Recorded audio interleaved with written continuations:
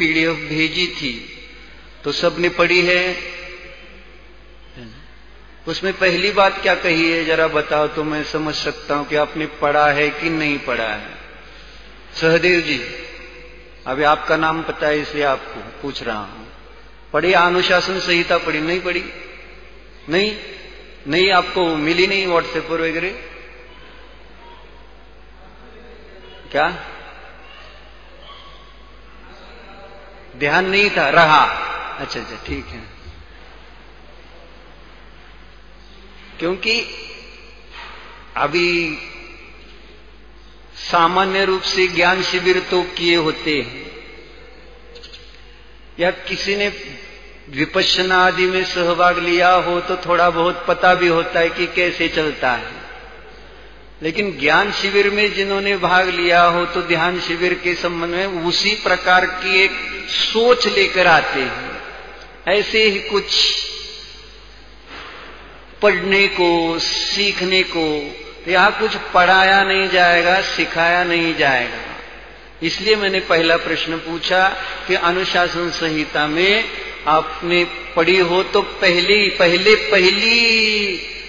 क्या बोलते हैं शर्त, पहली शर्त क्या लिखी है कि पहले 6 द्रव्य, 7 तत्व, 9 पदार्थ, निश्चय, व्यवहार, उपादान, निमित्त, यानी जैन सिद्धांत प्रवेशिका पूरी तरह से अद्योपांत अध्ययन करके आइए।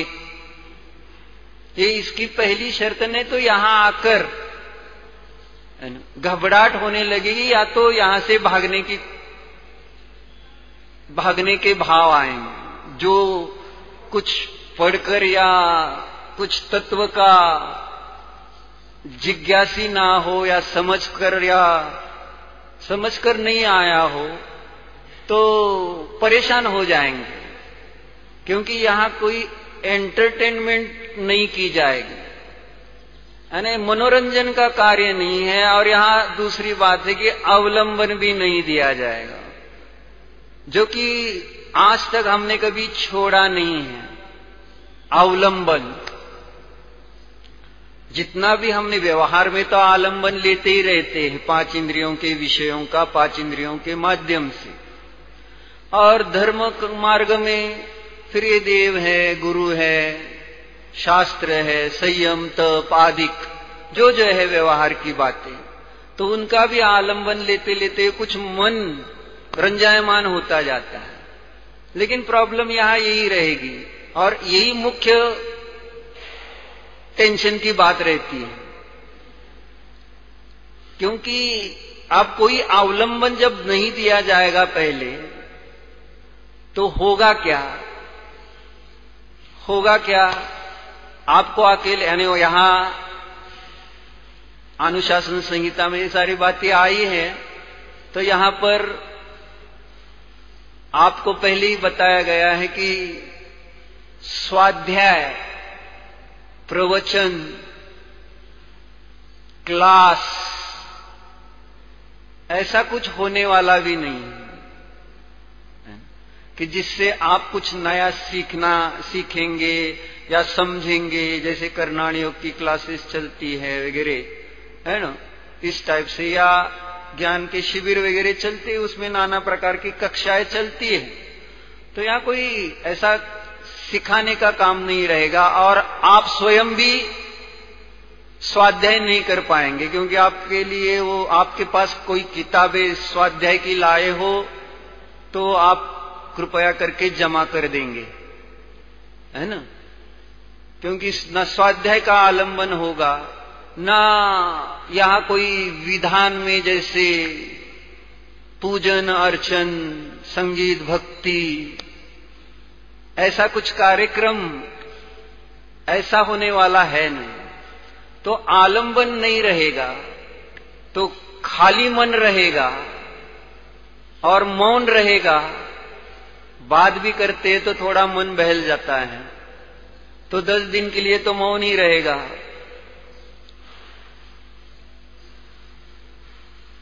तो मन में पहले से ही हमारे पास बहुत सारा कचरा भरा हुआ है। कर्णाण योग वाले जानते हैं कितने हमारे पास कर्म सत्ता में पड़े रहते हैं, है ना, 1.5 गुना कुछ है ना, हाँ, एक समय 1.5 समय प्रबद्ध कुछ ऐसा है। चलो, तो बहुत सारा कर्म अपने पास हमने संचित करके रखा हुआ है, इस जन्म का तो छोड़ो, पिछले अनेक जन्मों का।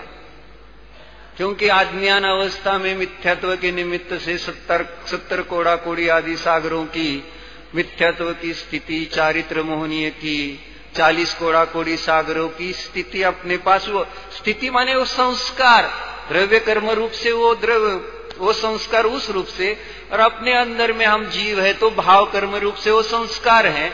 और नियम ये बताया है प्रवचन सार में कुंद कुंद देव ने 43 गाथा में कि 14वें गुणस्थान तक के कर्म का उदय आता ही रहता है।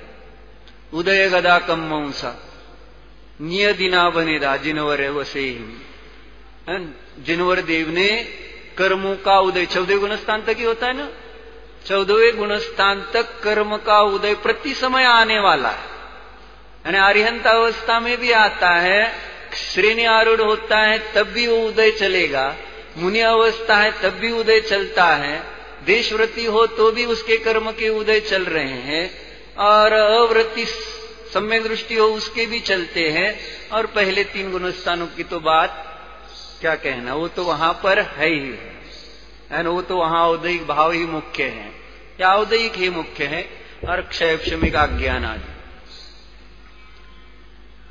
तो कह क्या रहे थे हम, उदय यानी भाव कर्म रूप से हैं, तो ये अंदर में पड़े हुए भाव कर्म के संस्कार, तो ये उदय में आने वाले हैं, ये पक्का समझना।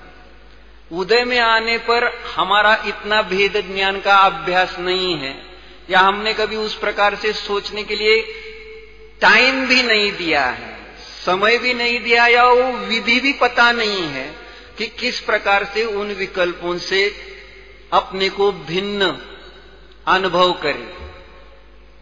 इसलिए विकल्प तो आने वाले हैं।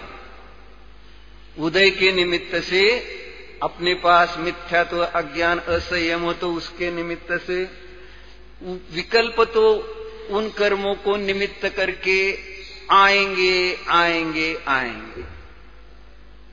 और जब उन विकल्प यानी जब हम रोज के जीवन में कुछ अन्य अन्य कार्य करते रहते हैं, तब हमें ऐसा भासित नहीं होता कि मुझ में बहुत सारे विकल्प पड़े हुए हैं, क्योंकि हम किसी एक विषय में व्यग्र हो जाते हैं, माने आर्त ध्यान या रौद्र ध्यान के निमित्त से। आर्त या रौद्र ध्यान के निमित्त से व्यग्र होने से अपने अंदर में जो पड़ी हुई गंदगी है, माने कर्मों के भाव कर्म के संस्कार है, वो समझ में नहीं आते।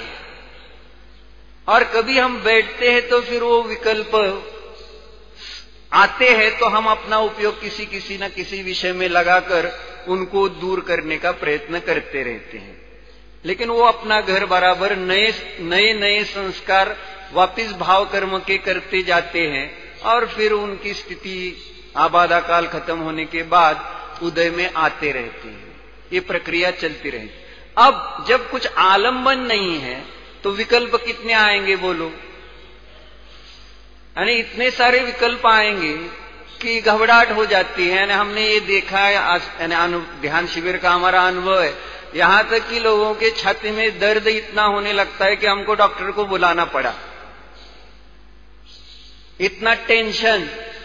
जबकि यहां पर कोई टेंशन वाला काम है नहीं, यह टेंशन लेस बनने का काम है ना। इसलिए कहा कि पहले थोड़े कुछ प्रयोजन ज्ञान में उपयोग में अपने होना चाहिए कि मैं यहां पर किस लिए आया हूं। बस इतना अगर आपको पता हो तो बाकी मुझे ज्यादा कुछ बताने की जरूरत नहीं है। वैसे कि आपको अगर पता है कि मैं इस ध्यान शिविर रूप अनुष्ठान में मैंने सहभाग लिया है, तो इसका कारण क्या है आप सब जानते हैं, हम क्यों बैठे हैं,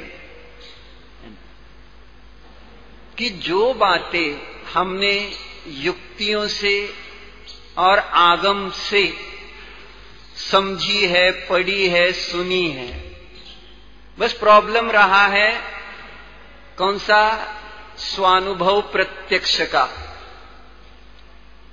जहां आए हो तो इतना तो पता है कि हम एक द्रव्य दृष्टि से शुद्ध आत्मा है, पर्याय दृष्टि से जैसी जो योग्यता है कर्म के निमित्त से वो तो है ही, उसका तो उसमें पर्याय मूड पर समय तो अनादि से है ही, थे ही, है ना। द्रव्य दृष्टि से हम शुद्ध आत्मा है, जिस शुद्ध आत्मा को हमने सुना बहुत बार समय सार आदि के माध्यम से, उसका अध्ययन आध्यात्मिक ग्रंथों के माध्यम से उसका अध्ययन किया है, और हमको ये पता है कि मैं शुद्धात्मा हूं। लेकिन वो जो एक कॉन्फिडेंस, जिसको शास्त्रीय भाषा में कहे तो क्या है, सम्यक दर्शन, सम्यक श्रद्धान। वो सम्यक श्रद्धान माने कॉन्फिडेंस, वो कॉन्फिडेंस नहीं आ पाता, क्योंकि उस पद्धति से पढ़ते नहीं और पढ़ाया भी नहीं जाता है, और विधि भी जो प्रयोग विधि है उसके संबंध में भी अज्ञान रहता है। तो उस कारण से सब कुछ अपने पास होते हुए भी जो आत्मा के आश्रय से उत्पन्न होने वाला सच्चा आनंद, अतीन्द्रिय आनंद, उस अतीन्द्रिय आनंद को प्राप्त नहीं हो पाते, और उसके कारण अपना जो संसार का परिभ्रमण वो भी खत्म नहीं होता है। तो इसलिए कहा कि आने का प्रयोजन बस ज्ञान में हो। किस लिए आए हैं, डिफिकल्ट कुछ नहीं है। अब हमें ज्यादा यहां विशेष ज्ञान की भी आवश्यकता नहीं है, विशेष प्रयास करने की भी नहीं, बस सिंपल रखना है, जो है जैसे है वैसे। इसमें सिर्फ विषय का फेरफार है। जो विषय हमने पुनः पुनः शास्त्रों के माध्यम से पढ़ा है कि मैं शुद्धात्मा हूं, और युक्तियों से उसको समझा है कि मैं क्यों शुद्धात्मा हूं। कुछ ऐसी युक्तियां आगम में दी है कि मैं जानने वाला हूं, पर्याय बदलती है, ध्रुव रूप से मैं हमेशा रहने वाला हूं, पर्याय नित्य है, आत्मा नित्य है। इस प्रकार से हमने सारा युक्तियों से भी पढ़ा है। अब बात आई है स्वानुभव प्रत्यक्ष की, यानी जब तक इसका प्रत्यक्ष वेदन, जैसे वही बात, कितनी ही बात स्विमिंग की कर लो या किसी मीठे पदार्थ की कर लो, वो सुनकर वो टेस्ट नहीं आएगी मीठे पदार्थ की जो बिना बोले चखने पर आती। तो वो चखना यानी अनुभव, उस अनुभव के लिए हम यहां आए हैं, ये बात दिमाग में होनी चाहिए। बाकी कुछ विशेष नहीं, बस इतना ज्ञान, शिवभूति मुनि जितना ज्ञान भी काफी है। फिर यहां अगर शिवभूति मुनि को तुष्माश भिन्नता के आधार से श्रेणी आरूढ़ होकर केवल ज्ञान की प्राप्ति हो सकती है, तो इसका अर्थ ये नहीं कि मेरे पास कितना ज्ञान है, थोड़ा सा ज्ञान है काफी है। और वही इष्टोपदेश में आखिर में भी पूज्यपाद आचार्य जी ने कहा, जीवो अन्य पुद्गलश्चान्य इत्यसो तत्व संग्रह यद अन्यद उच्यते किंचित सोऽस्तु तस्यैव विस्तरः। इतना ही है, ज्यादा कुछ नहीं। जीव अन्य है, पुद्गल, धर्म अधर्म आकाश काल का तो खास अपना संबंध है नहीं, क्योंकि वे अमूर्तिक विषय हैं। कभी अपना उनका संबंध भी वैसा ज्यादा नहीं रहा। सबसे ज्यादा संबंध है पुद्गल से। पुद्गल माने समझती हैं आप, पुद्गल माने जिसमें स्पर्श रस गंध वर्ण है, बस इतना है, यानी ये पुद्गल। और मूलतः ये शरीर और शरीर के साथ रहने वाले ज्ञानावरणादि कर्म और उसके निमित्त से उत्पन्न होने वाले अपने में जो राग द्वेष परिणाम। अभी कल ही सहजानंद पौरुष विहार करके सहजानंद वर्णी जी का प्रवचन पढ़ रहा था, उसमें ये विषय है कि स्थूल भेद विज्ञान, स्थूल तो सामान्य लोग भी कर लेते हैं, यानी किसी इष्ट का वियोग होने के निमित्त से समझाते भी है एक दूसरे को कि ऐसा है शरीर, अन्य ने ये शरीर एक दिन छूटने ही वाला होता है, स्थूल भेद विज्ञान है ना। लेकिन यहां कौन सा भेद विज्ञान करना है ना? कि जिसके अभाव के कारण ही अभी भी हम इस पंचम काल में मिथ्या दृष्टि रूप से जन्मते हुए यहां क्या कह रहे थे कि मिथ्यात्व युक्त यहां हमारा जन्म हुआ। और क्या कह रहा था मैं? क्या कह रहे थे मैं?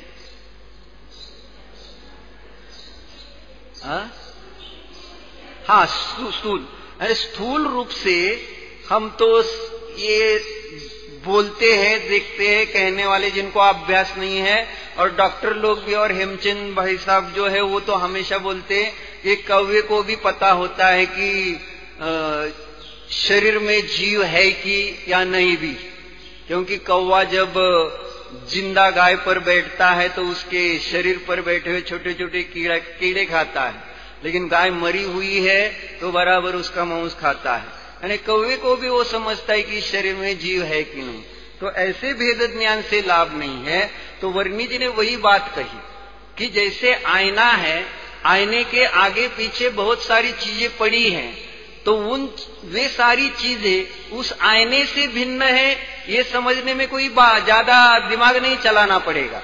यानी आईने के बाहर जो भी आजू बाजू में जितनी भी वस्तुएं हैं वो भिन्न है और आईना भिन्न है, उसके लिए ज्यादा दिमाग नहीं लगाना पड़ता है। दिमाग कहां पर चलेगा?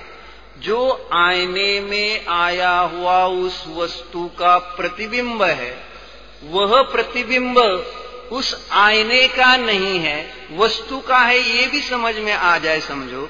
लेकिन अब जब वहां पर वह आईना है और वह प्रतिबिंब है, तो वो प्रतिबिंब और आईने में जो अंतर, प्रतिबिंब क्या है और आईना क्या है, आईने की स्वच्छता और आईने में आया हुआ ये प्रतिबिंब, ऐसे ही वहां पर वर्णी जी कहते हैं कि यहां हमें जिससे भेद विज्ञान करना है, या कुंद आचार्य ने भी कर्ता कर्माधिकार में शुरुआत में वही बात ली कि जावन वेदी विशेषांतरम तू आदा आसवान दोन्नम की, किसमें अंतर जब तक नहीं जानता है तब तक क्या होता है, ये बात शुरुआत में कर्ता कर्म प्रवृत्ति का कारण आश्रव और आत्मा में अंतर न जानना। यानी यहां कर्म का जो प्रतिफलन, जैसे आईने में आया हुआ बाहर की चीज का प्रतिबिंब, ऐसे ही यहां कर्म का जब उदय आता है और हम उसका अनुभव करते हैं, तो अनुभव के काल में मैं और वह कर्म का फल, उसमें हमें अंतर्भाषित नहीं होता, और उस कर्म फल रूप से स्वयं को अनुभव करते हुए नाना प्रकार के हम में विकल्प होते रहते हैं। तो इसलिए यहाँ ये कह रहा था कि आए हो, अगर अभ्यास करके आए हो तो ज्यादा टेंशन नहीं है, लेकिन अभ्यास नहीं है तो 1-2 दिन में बहुत ज्यादा परेशान हो जाओगे। तो अब आगे कि प्रयोजन विकल्पों की शांति और शांति का, सच्चे शांति का अनुभव, क्योंकि वहां पर वर्णी जी ने 4 प्रकार की शांति ली है, और हम आगम में देखते हैं 4 प्रकार के सुख का वर्णन किया है। इंद्रिय जनित सुख, मनोजनित सुख, प्रशम जनित सुख और अतीन्द्रिय सुख। इसमें से 3 सुखों से तो हम अनादि से परिचित है। इंद्रिय जनित सुख जो इंद्रियों के विषय के आश्रय से उत्पन्न होने वाला है, मन के निमित्त से उत्पन्न होने वाला मनोजनित, और कषायों की मंदता के निमित्त से उत्पन्न होने वाला जो है वह प्रशम जनित। अब ये 3 सुख सुखाभास है, वास्तविक सुख नहीं है। हमें सच्चे सुख की प्राप्ति के लिए यहां प्रयोग करने हैं, और वह प्रयोग ध्यान का है। तो इस ध्यान के प्रयोग में मूलतः 4 बातें अपने को ध्यान में रखनी हो, है ना। पर्याय मिली है आना यहाँ पर दुर्लभता से, इसलिए यहाँ ज्ञानार्णव में शुभचंद्राचार्य जी ने संक्षेप से ध्यान का स्वरूप कहते हुए अच्छा दिया। आप अगर पढ़ के आते तो तुम्हें थोड़ा सा पढ़ देता हूं कि अस्मिन् अनादि संसारे दुरंते सारवर्जिते नरत्वमेव दुष्प्राप्यम गुणोपेतम शरीरिभिः। कि दुरंत तथा सारवर्जित इस अनादि संसार में गुण सहित मनुष्यपना ही जीवों को दुष्प्राप्य है, अर्थात दुर्लभ है। पहली बात तो ये क्लियर होनी चाहिए कि क्या मिला है, आज जो मिला है बोधि दुर्लभ भावना आदि के माध्यम से आपने तो बहुत बार सुना भी होगा, फिर भी यहां वापस एक बार इसलिए पढ़ रहा हूं कि ये अभी जो आपने इस ध्यान शिविर अनुष्ठान में सहभाग लिया है, सबसे ज्यादा दुर्लभ अगर कुछ बात है तो ये बात है। क्योंकि फॉर्म्स अब हमारे पास आए थे 150 से भी ज्यादा, लेकिन व्यवस्था थी सिर्फ 95 लोगों की, तो उसमें से कितने सारे लोगों को यहाँ पर चांस मिले नहीं है। आप लोगों को मिले हैं तो आप उसका पूरी तरह लाभ ले, क्योंकि अपने पास कितने दिन है, 10 दिन माने 240 घंटे, माने कितने मिनट है आपके पास, 14,400 मिनट है, और कितने सेकंड है आपके पास, है ना, 8,64,000 सेकंड है आपके पास।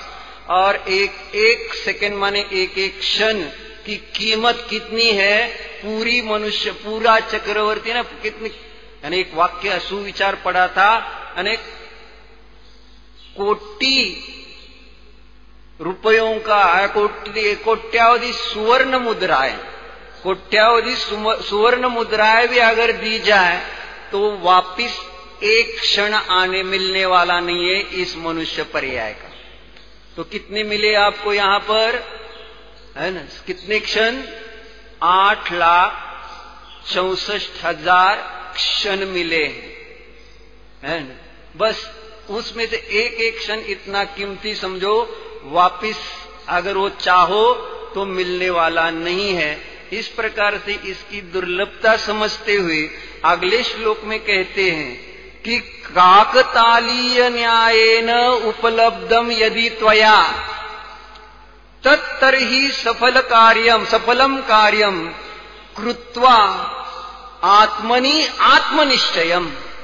क्या कहते, पहले मनुष्य पर्याय दुर्लभ, ये ध्यान शिविर में भाग लेना दुर्लभ, अब मिली है ये संधि, है ना, मौका मिला ही है, तो आचार्य कह रहे हैं यहां पर कि इसका उपयोग कैसे करें, यानी ये मिली कैसी है उसके लिए उन्होंने दृष्टांत दिया है काकतालीय न्याय।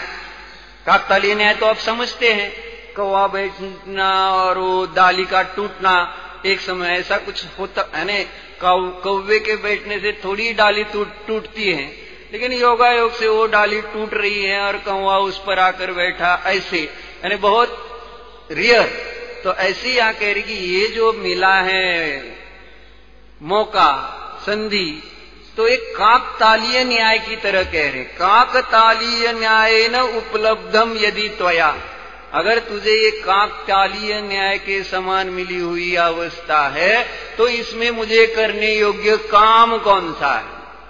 तो उन्होंने नीचे लिखा तत्तर्हि सफलम कार्यम, यह तभी सफल होगा कार्य, कब, जब कह रहे हैं कृत्वा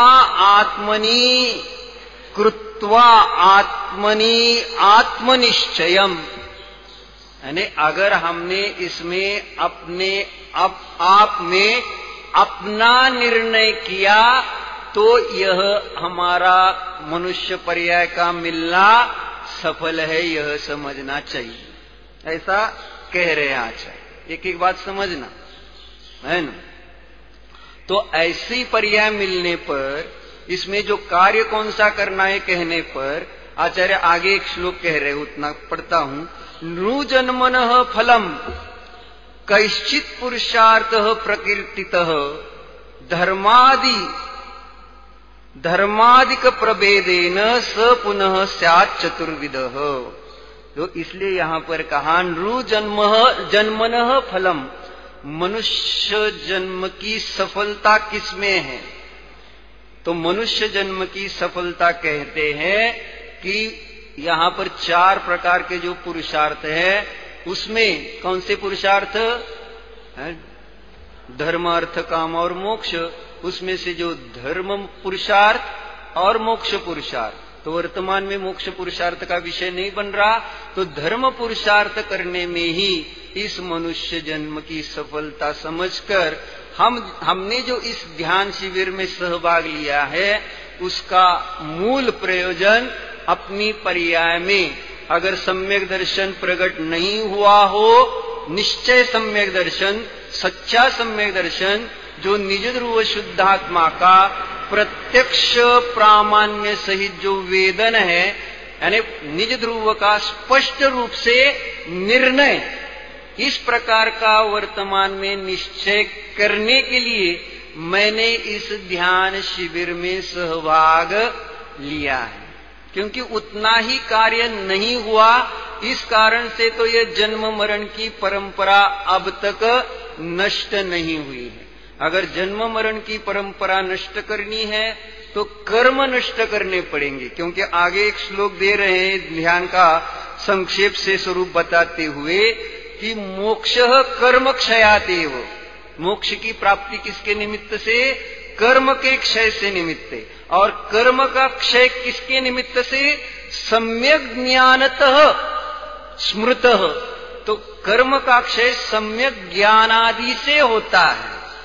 और सम्यक ज्ञान क्या है? तो उन्होंने यहां लिखा ध्यान साध्यम मतम तदहि तस्मात् तत् हितम आत्मनः। तो वह जो क्या कहा, मोक्ष किसके निमित्त से? कर्म के क्षय के निमित्त से। कर्म का क्षय किसके निमित्त से? सम्यक ज्ञान के निमित्त से। और सम्यक ज्ञान क्या है? तो ध्यान ही सम्यक ज्ञान है। और वह ध्यान यानी सम्यक ज्ञान माने क्या? तो ज्ञान की किसी एक विषय में एकाग्रता का नाम ही ध्यान कहलाता है। ध्यान किसे कहा? ज्ञान की किसी एक विषय में एकाग्रता, तो उसी का नाम ध्यान है। और इसलिए यहां पर कह रहे हैं कि ज्ञान, सम्यक ज्ञान जो एक अपने निज ध्रुव शुद्धात्मा में स्थिर होगा, तो पर्याय में कर्म का क्षय होते हुए हमारी पर्याय में मोक्ष की प्राप्ति होने वाली है। इसलिए ध्यान का इंपॉर्टेंस समझिए।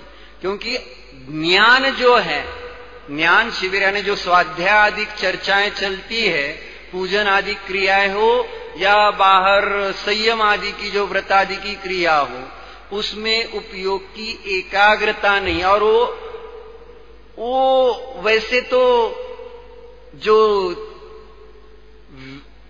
पुद्गल की माने शरीर की क्रिया है, वो तो जानने का कारण ही नहीं है निज ध्रुवात्मा को, वो तो सहकारी कारण है। लेकिन साक्षात कारण तो बाहर का संयम है ही नहीं। शरीर की क्रिया उसका और हमारे विकल्प का, विचारों का एक निमित्त नैमित्तिक संबंध है।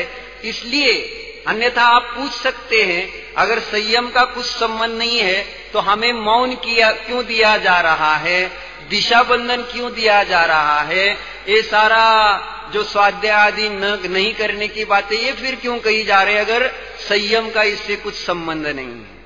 तो संयम एक सहकारी साधन है। क्योंकि हमारी अनादि की टेव है कि ज्ञेयों के निमित्त से हमारा ज्ञान परिणत होता आया है, उसी का अभ्यास है।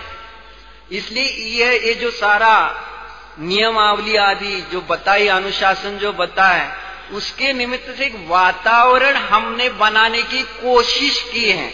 जैसे मंदिर आदि एक आयतन स्थान होते हैं, मुनियों के 28 मूल गुण एक आयतन है कि जिसके निमित्त से उनका उपयोग अशुभ से बचे और शुद्ध में स्थिर हो। इसके लिए ये सारी बाहर की चीजें हैं। तो ऐसे ही यहाँ बाहर का जो संयम है वो अपने परिणामों की स्थिरता की दृष्टि से कहा गया है, लेकिन उसके द्वारा प्रयोग करो तो वह अशक्य है, क्योंकि वो तो जड़ की क्रिया है। अगर अंदर में चलो तो वो चारित्र गुण का शुभादि भाव रूप से परिणमन है। तो चारित्र गुण भले जीव का हो तो भी आचार्य ने स्वरूप संबोधन में चारित्र आदि गुणों को अचेतन कहा है, बस ज्ञान और दर्शन गुण को चेतन कहा है ना। चेतन चिदात्मक आत्मक कहा है, तो उसमें ज्ञान दर्शन की अपेक्षा से चेतन और अन्य प्रमेयत्वादि जितने भी आत्मा में गुण है उन सब गुणों की अपेक्षा से उसको अचेतन कहा। और उसका कारण है कि बाकी के अन्य गुण माने दर्शन ज्ञान गुण छोड़कर बाकी के गुणों में स्व संवेदन का अभाव है, और जिसमें स्व संवेदन का अभाव है उसमें पर संवेदन की योग्यता नहीं होती। इसलिए चारित्र गुण, श्रद्धा गुण, आनंद गुण, ये जो बाकी के गुण हैं उन गुणों में स्व संवेदन के अभाव के कारण उसके द्वारा अगर हम अपने निज ध्रुव शुद्ध आत्मा को ग्रहण करने का प्रयास करें तो इट्स इम्पॉसिबल, अशक्य है।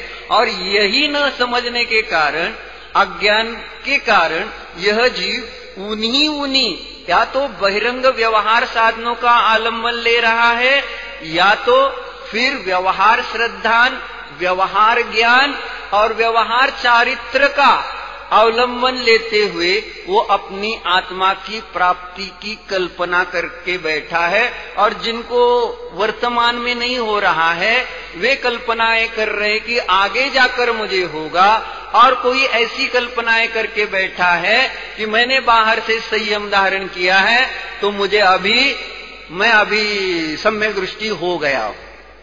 ऐसी अपने अपने मन से बातें हम अनादि से करते आए हैं और वर्तमान में भी चल रहे हैं। तो इन सब से बचने के लिए यहाँ पर हम अगर वस्तु स्वभाव को समझकर सच्चा प्रयोग करें तो अपनी पर्याय में सच्चा सम्यक दर्शन, सच्चा अतीन्द्रिय आनंद उत्पन्न हो सकता है। इसलिए अब यहाँ हम आए हैं ध्यान शिविर में, तो प्रयोजन क्या? सिंपल, मैं जो आपने पढ़ा होगा। जीव कैसा है?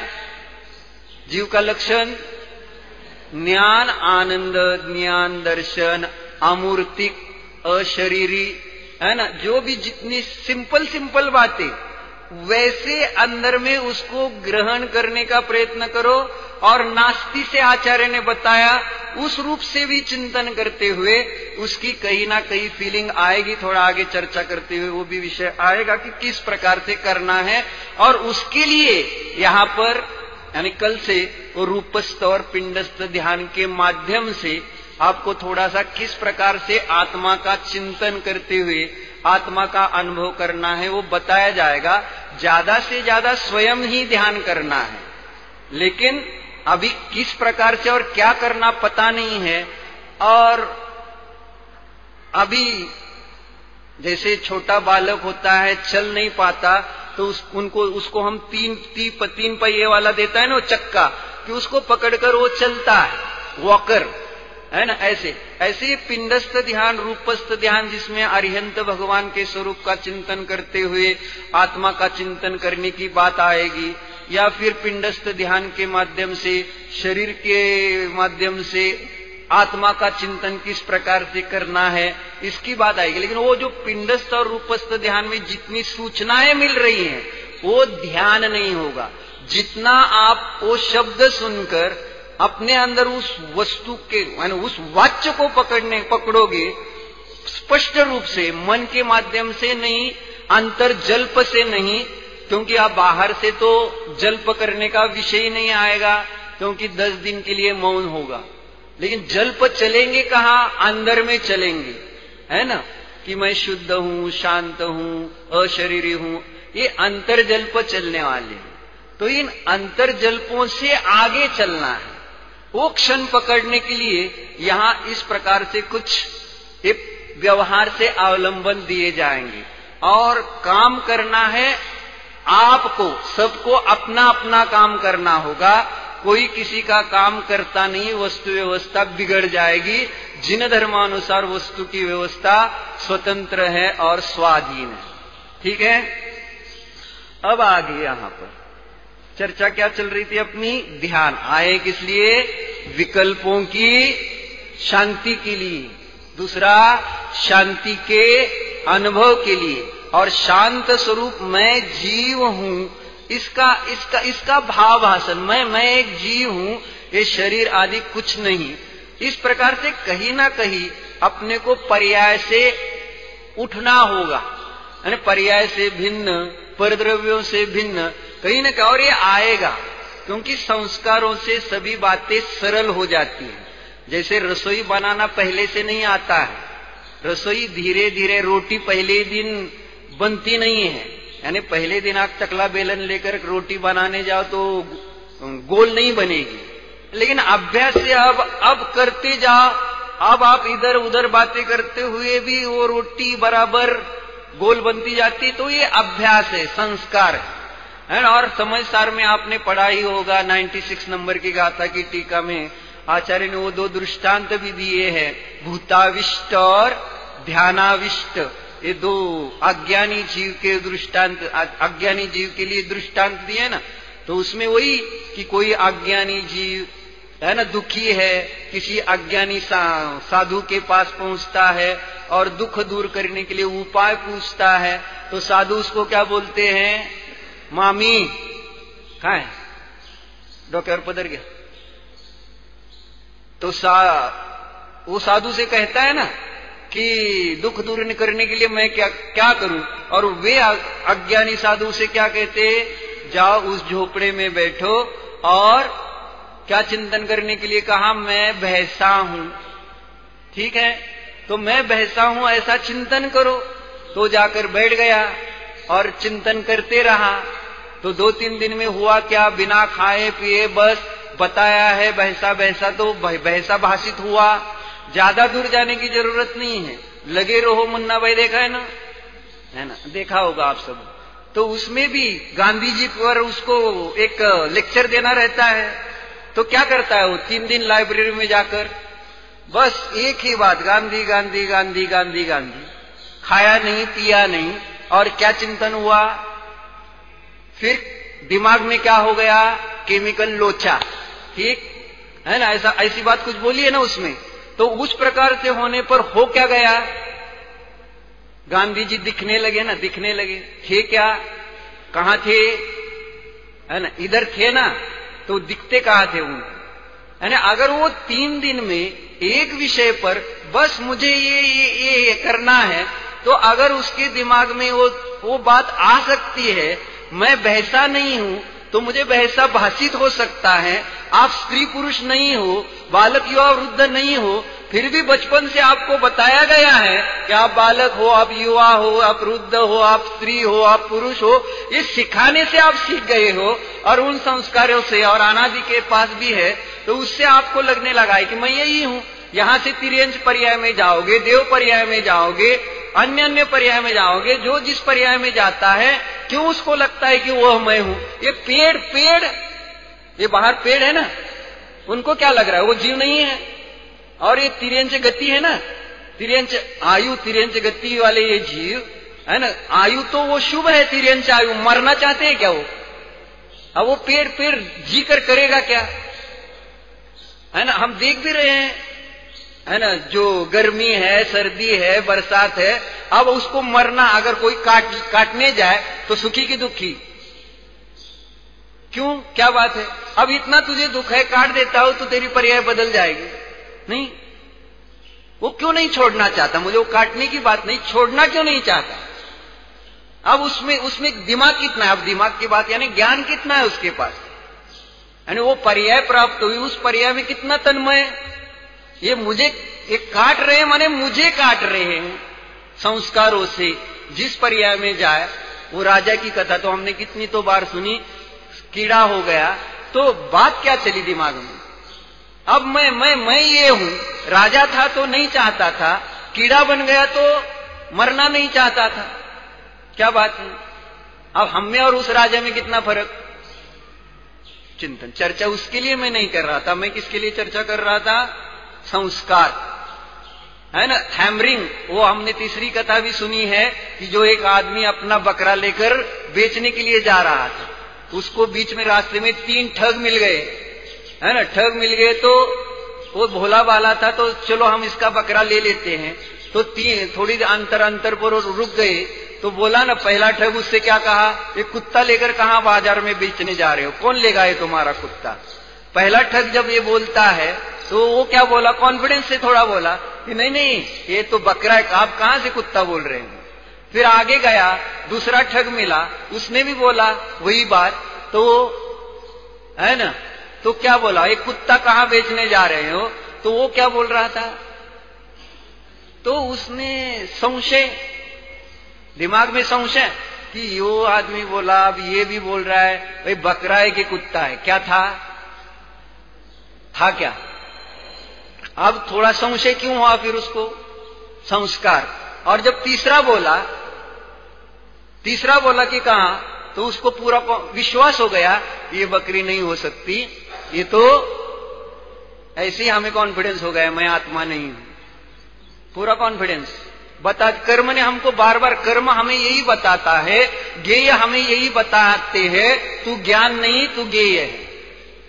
यानी जितना हम इंद्रियों के माध्यम से ज्ञेयों को जानते रहते, जैसे आप अभी शब्द सुन रहे हैं, आपको समझ में आ रहा है कि मैं ज्ञान हूं कि शब्द हूं? ध्यान पूरा कहां पर है, उपयोग पूरा कहां पर है? ज्ञेयार्थ परिणमन है कि ज्ञानार्थ परिणमन है? शब्दों को और आपने आपको भिन्न भिन्न रखा है क्या?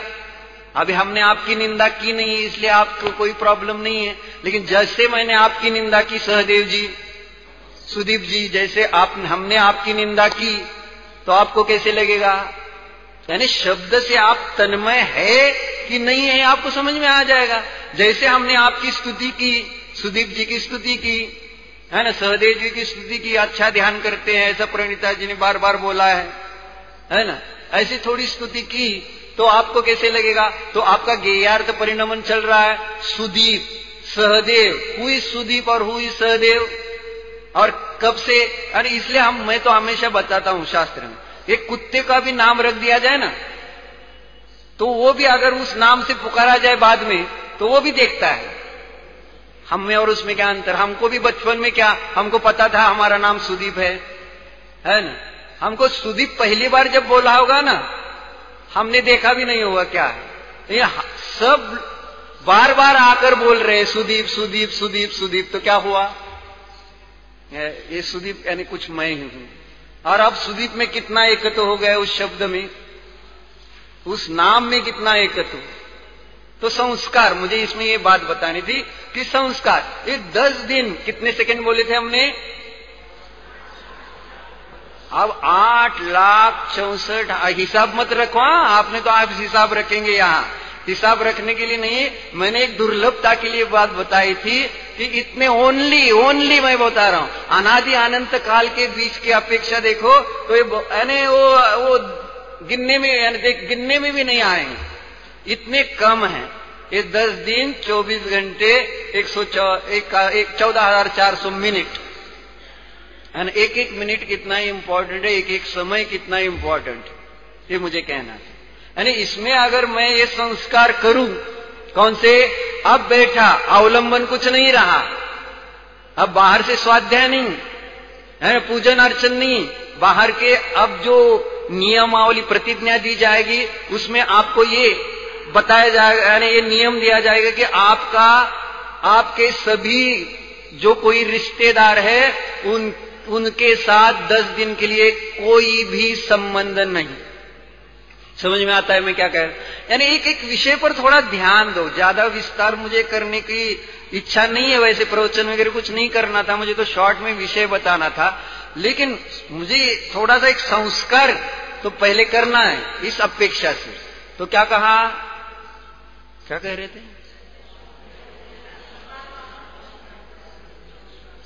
संस्कार,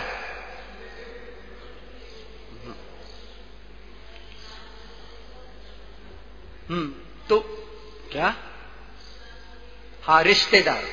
तो रिश्तेदारों से संबंध नहीं, इसका अर्थ समझते आप? समझते क्या?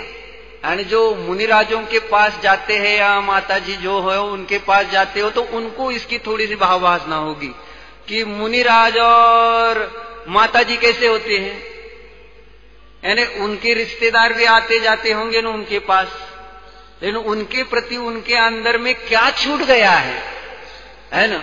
क्या रहता है और क्या छूट गया है? मोह, बस मोह छूटा है। इतनी विशेषता है हम में और उनमें, और हम भी आपको 10 दिन के लिए मोह छुड़ा रहे हैं।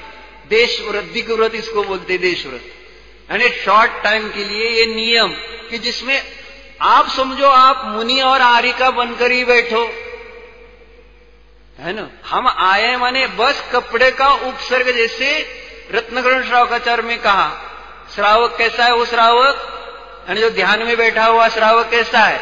मानो किसी ने उसके ऊपर कपड़े का उपसर्ग किया है। तो ये सारा आपने जो पहना है उपसर्ग समझकर बैठो, अंदर में तो उससे भिन्न। ऐसे तो जैसे मुनिराजों का आचरण है, निर्याचक, किसी भी चीज की याचना नहीं यहां, क्योंकि हम यहां शरीर के उपकार के लिए नहीं आए हैं।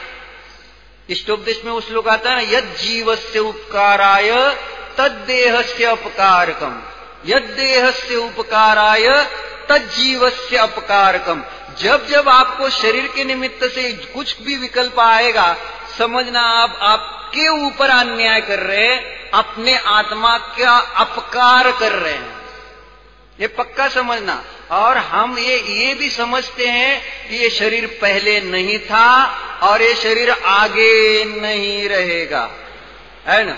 थोड़े बहुत प्रयत्न हमारा, ये पूरा एक एक आदमी के लिए हमने यहां 4-4 आदमी लगाए, समझना। यानी आपको कम से कम विकल्प हो, इसके लिए हमारा, अरे पहले दिन थोड़ी यहां वहां थोड़ी सी हो गई होगी गड़बड़, उसके लिए हम क्षमा चाहते हैं सबकी तरफ से, थोड़ा बहुत कुछ हो गया हो तो। लेकिन कल से ऐसा कुछ नहीं होगा, यानी आपको विकल्प ना हो, इसका हमारी तरफ से पूरा प्रयत्न रहेगा। लेकिन आपके पाप का उदय हो तो उसको हम बचा नहीं पाएंगे, और उस पाप से बचना हो तो आप ध्यान का तीव्र पुरुषार्थ करो, आपकी सब इच्छाएं पूरी हो जाएंगी, बाहर की भी। क्योंकि अंदर से शुद्ध परिणाम जो परिणति होती है, उसके आगे पीछे शुभ होता है, उससे पुण्य बंध होता है, और पुण्य से ही सारी इच्छाएं पूर्ण होती है। आपको कोई भी इच्छा पूर्ण करनी है तो बस ज्यादा से ज्यादा ध्यान करो, आपकी इच्छाएं अपने आप पूर्ण होगी। और कभी तीव्र उदय है, उदय तो इसलिए कहा ना, बांधे हैं कर्म तो उदय तीव्र आने वाले हैं। किसी के शरीर में तकलीफ, हम जब बैठे थे पहली बार 89 में, है ना, तब हमको दवाई खाने की भी परमिशन नहीं थी, तब वहां कुर्सियां भी नहीं रखी थी। वहां पर 180, 70, 80 लोग थे, वे बहुत सारे उसमें यानी 60-70 एज के ऊपर भी थे, लेकिन तकिया वगैरह लगाकर बैठे। लेकिन आज अब कुर्सियां आ गई है, यानी जितनी सारे मेडिसिन भी, थोड़ा थोड़ा तब का थोड़ा सहनन, आज का सहनन, अब 89 से आज तक का सहनन थोड़ा हीन हो गया समझो, चलो। तो उसके निमित्त से कुर्सियां आ गई हो, थोड़ा सा दवाई वगैरह डायबिटीज बीपी की जिसको लेनी है, ठीक है। लेकिन ये भी हमने प्रयोग किए थे, अब नहीं कर रहे हैं, कि जो शिविरार्थी शिविर में बैठे थे तो उनका पहले दिन बीपी चेक किया गया और वजन चेक किया गया, और आखिर के दिन बीपी चेक किया गया और वजन भी चेक किया गया। और 10 दिन में उन लोगों ने बीपी की दवाई भी नहीं ली, तो बीपी 10वें दिन नॉर्मल, और 1 बार खाना 2 बार नाश्ता, वजन 2 किलो से बढ़ गया था। यानी जो आनंद से करेंगे, है ना, जो परेशान होंगे तो वो अपने आप ही कम होगा वजन। तो कहने का तात्पर्य इसमें नुकसान कुछ नहीं होने वाला है ना, ये पक्का समझना है। तो कहने का ये क्या चल रहा था अपना,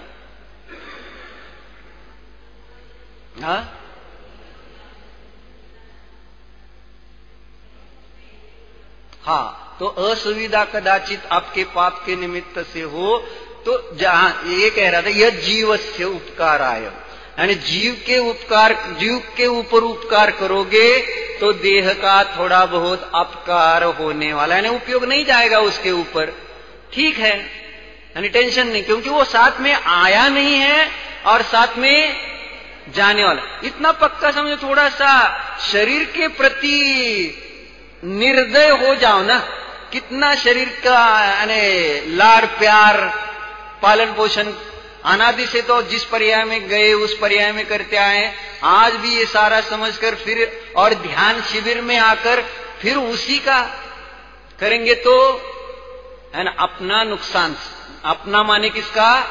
अपना का अर्थ अब यहां पक्का समझना, सुदीप जी है ना, रश्मि जी, कौन अपना माने? है ना, यहां कोई स्त्री नहीं पुरुष नहीं, बस जीव, ज्ञान दर्शनमय जीव, सिद्ध समान शुद्ध जीव, बस उसके उपकार के लिए बैठे हैं। कुछ भी हो, जैसे अमृतचंद्राचार्य कह रहे हैं, ऐकथम अपि मृत्वा, महाराज जी ने यहां तक कहा, यानी इस ध्यान शिविर में, इस ध्यान शिविर तब हमको कहा था पहले दिन जब प्रतिज्ञा दी थी, तो यहां आने के बाद आने की तो आपकी मर्जी, छोड़ने की हमारी मर्जी रहेगी। हमने आपसे वो प्रतिज्ञा पत्र भरकर लेंगे, उसके नीचे आपकी साइन भी लेंगे, है ना। कुछ भी शरीर में कम ज्यादा हो वो जिम्मेदारी किसकी? हमारी या आपकी? ठीक है। तो महाराज जी ने वो तब कहा था कि अगर कुछ आपको हो रहा है, क्या हो रहा है, वो तो हम प्रयत्न सारा करेंगे व्यवस्थित रहा, और हुआ नहीं है, अच्छे काम में कुछ होता नहीं ज्यादा, आज तक तो कोई मरा नहीं हमारे शिविर में, हाँ, तो ये पक्का है। तो अगर, लेकिन महाराज जी ने ये बात, उनके विकल्प थे, उन्होंने ये कहा अगर किसी को ज्यादा तकलीफ भी हो जाए और ध्यान अनुष्ठान में उसका अगर मरण भी हो जाए तो नुकसान क्या होगा? स्वर्गवासी, स्वर्ग ही जाएगा वो, क्योंकि शुभ परिणाम में जाएगा तो कहां जाएगा, और आखिर मरेगा तो आयु कर्म से मरेगा, यहां से बाहर जाएगा तो बचेगा थोड़ी। तो इतना ज्यादा, इसलिए अमृतचंद्राचार्य जी का वो शब्द ख्याल में रखना, ऐकथम अपि मृत्वा, मरण आने पर भी ये अनुष्ठान नहीं छोड़ना, क्योंकि ये अनुष्ठान हमने अपने उपकार के लिए किया है, बाकी 10 दिन के बाद अपना बाकी का चलने वाला ही। अगर आपको नहीं चलाना है तो उसकी भी व्यवस्था कर देंगे, यानी दीक्षा की, यानी 10वें दिन अगर आपके परिणाम ही विशुद्ध हो गए, विशुद्धि इतनी बड़ी कि आपको घर के ही विकल्प ना रहे, है ना। रश्मि जी का अभी आखिर का एक फोन करना था, ऐसा बोला, इसलिए उन्होंने मोबाइल रखा है। तो यानी मुझे अभी तेजू ने बताया था कि रखा है मोबाइल, एक बार आखिर का फोन 4 बजे करेंगे। हमने कहा वो आखिर का ही हो तो अच्छा है, यानी बाद में अगर आर्य का दीक्षा ले तो फिर फोन ही नहीं होगा ना, ऐसे। तो वो भी व्यवस्था हो जाएगी अगर परिणाम विशुद्धि हो जाए तो, और ऐसा होने में कोई है ना आश्चर्य नहीं है। इसी यानी मैं जब भी 2003 से अब 2021 तक, है ना, कंटिन्यूस 10 लक्षण में 10 दिन बैठते हम, यहां पर भी 2 साल से बैठते आया हूं, यहां पर, है ना, 2-3 लोग ही हम बैठते हैं, कभी ऐसे ही। तो परिणामों की विशुद्धि के निमित्त से संयम सहज भाषित होता है, यानी उसमें सहजता से ही विकल्प आ जाते कि अगर अब मैं मुनि बन जाऊं, अब मुझे कोई तकलीफ ही नहीं है, मुझे कोई विकल्प ही नहीं है, और मुझे मेरे आत्मा में से आनंद आ भी रहा है, मुझे किसी के आलंबन की आवश्यकता नहीं रही है, तो अब मुनि होने में क्या बाधा है। यानी 10 दिन की ये विशुद्धि का फल है। फिर वापिस हम आपके साथ आते हैं, हम साथ साथ हो जाते हैं, फिर है ना, धीरे धीरे वो संस्कार फिर वापिस हावी हो जाते हैं, क्योंकि बाहर जाएंगे तो राग। इसलिए सत्संगति का वर्तमान में इंपॉर्टेंस कहा, जितना सत की संगति में, और निश्चय सत है अपना निज ध्रुव शुद्ध आत्मा, उसकी संगति में रहेंगे तो पर्याय में अपने आप ये बाकी की भी सत्संगति आ जाएगी, और एक दिन सच्ची सत्संगति माने सिद्धों की संगति में हम बैठ जाएंगे। तो इस प्रकार से यहां चर्चा क्या थी? यानी हम आए हैं अपनी आत्मा का निश्चय करने के लिए। अगर निश्चय किया है जिन किन्हीं जीवों ने, तो उस निश्चय को दृढ़ करने के लिए, जैसे आत्मानुशासन में वो बात आई कि धन किसे कमाना चाहिए, तो दरिद्री को भी और जिसके पास धन है उसको भी। तो दरिद्री को दरिद्रता मिटाने के लिए और धनवान को धन बढ़ाने के लिए। ऐसे ही धर्म भी, जिसके पास नहीं है सम्यक दर्शन, वो सम्यक दर्शन प्राप्त करने के लिए ध्यान करे, और जिसके पास सम्यक दर्शन है वो सम्यक दर्शन की दृढ़ता स्थिरता बढ़ाने के लिए, यानी क्षयक्षम सम्यक, तो वर्तमान में तो क्षायिक नहीं है, लेकिन क्षयक्षम सम्यक तो क्या ऐसे संस्कार करे कि वो क्षायिक रूप से परिणत होकर हमें मोक्ष तक ही ले जाए। ऐसा इस ध्यान के निमित्त से हमें अभ्यास करना है। अब ध्यान में मुख्यतः आती है 4 बातें, है ना। कौन कौन सी आती है 4 बातें? एक आता है, पहली आती है ध्याता। ध्याता, ध्येय, ध्यान और ध्यान का फल क्या क्या है? हाँ, इसका सिंपल वर्णन प्रवचन सार में 191 गाथे से 196 गाथा तक किया है, एक एक गाथा में और एकदम शॉर्ट में, है ना। तो लेकिन उसका थोड़ा विस्तार बाद में करेंगे। ध्याता, ध्याता का लक्षण प्रवचन सार की 191 गाथा में किया है शॉर्ट में। नाहम होमि परेसिम न परे संति नानम अहमिक्को इदि जो झायदि झाने सो अप्पानम हवदि झादा। बस ध्याता माने ध्यान का कर्ता। तो यहां ध्यान के कर्ता कौन है? ध्यान के कर्ता कौन है यहां? यानी जिन्होंने इस ध्यान शिविर में भाग लिया है वे सब ध्याता है। जो कार्य करता है उसका वह कर्ता कहलाता है ना। तो हम यहाँ ध्यान करने वाले हैं निज ध्रुव शुद्ध चिदानंद आत्मा का, तो ध्यान करने वाले को ध्याता कहते हैं। और ध्याता का लक्षण कुंद कुंदाचार्य की भाषा में कहो तो एकदम सिंपल, कौन सा? नाहम होमि परेसिम। क्या? मैं पर रूप नहीं होता, न में परे संति, पर मुझ रूप नहीं होता, नानम अहमिक्को, मैं एक ज्ञानमय आत्मा हूं।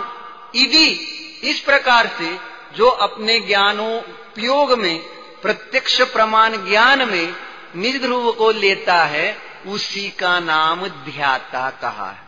सिंपल भाषा में किसी ध्याता कहा नाम, ये इतना प्रयोग करो तो बस है 10 दिन के लिए। नाहम होमि परेसिम, है ना। जितना भी जो कुछ नहीं है, खाओ पियो उठो बैठो सो, ये जो क्रियाएं चलने वाली है यहाँ पर, सुनो आदि जो चलेगा आपका, उन सब में क्या मैं उस क्रियारूप परिणत होने वाला नहीं हूं, ना मैं उस भाव रूप से भी परिणत होने वाला हूं। क्योंकि 320 गाथा समय सार में कहा कि परम शुद्ध पारिणामिक भाव जो है वह निष्क्रिय है, ना वह बंध का कारण है ना मोक्ष का कारण। इस प्रकार से वह निष्क्रिय स्वभाव है। तो ऐसे निज ध्रुव शुद्धात्मा को जानते हुए न वह पर रूप, पर माने यहां पर द्रव्य और पर भाव रूप, क्योंकि अपने में विकल्प आने वाले हैं। कहो नाहम होमि, मैं उस रूप होने वाला नहीं, क्योंकि मैं कौन हूं, आप कौन है? ध्याता, जीव नहीं। अब क्या है? हम ध्याता हैं। इसका यानी एक जिम्मेदारी आएगी ना। जैसे सहदेव जी आप कौन है? पति है कि नहीं? कि नहीं है? है? अच्छा, तो पति है मतलब जिम्मेदारी। पति का अर्थ एक पत्नी के आप एक जिम्मेदार हो गए ना, कि मुझे उसकी रक्षा करना, जो भी है जैसा है। तो इस प्रकार से एक बार आपने आपको पति या पिता, है ना सुदीप जी, पिता है आप कि नहीं? पिता है ना। तो पिता का अर्थ समझते हैं ना, पिता माने पप्पा, बराबर। तो फादर्स जो पिताजी के कर्तव्य है वो आप पालन, आपको हमेशा बताने पड़ते कि आपके श्रद्धा में रहता है, वो दिमाग में रहता है ना। हमेशा रहता है कि कभी कभी रहता है कि याद दिलाना पड़ता है कि आपको रोज ध्यान करना पड़ता है, मैं पप्पा हूं। प्रॉब्लम ये है ना। और हमको यहाँ आत्मा का ध्यान करना पड़ रहा है। कितनी बुरी बात है मुझे ये कहना। जो हम है उसका हमें ध्यान करना पड़ रहा है, और जो हम नहीं है उसका सहज ध्यान हो रहा है। है ना, मैं पुरुष हूं, ऐसा आपको ध्यान लगाकर, क्या ध्यान लगाते आप? मैं पुरुष हूं, मैं पुरुष हूं, ऐसा आपको ध्यान लगाना पड़ेगा, पड़ता है सहजता से। यानी इतना सहज उल्टा होना चाहिए इस ध्यान के शिविर के निमित्त से। अब मैं ध्याता हूं, कौन होंगे आप? यहां से 10 दिन के लिए कौन होंगे? बस 10 दिन के लिए, है ना। अब सिद्ध, जब तक पर्याय में अशरीरी अवस्था नहीं बनती है, कर्म अतीन्द्रिय ऐसी मोक्ष परिणति नहीं होती है, तब तक मैं कौन? है ना, एक ध्याता, मैं ध्याता। और ध्याता का स्वरूप क्या? नाहम होमि परेसिन, ठीक, मैं पर रूप